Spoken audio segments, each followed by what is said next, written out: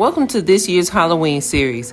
Gather your materials and follow along to make these cute oven mitts for the family.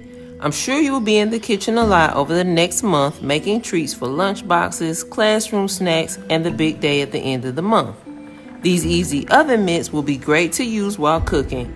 I use black mitts, white iron-on, my cutting machine, and heat press. I found a nice image online and cut it out.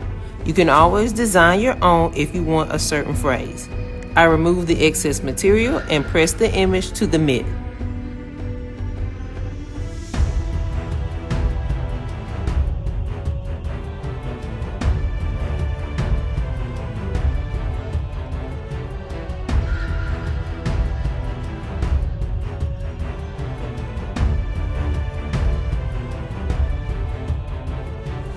These will be great to use and display all month long.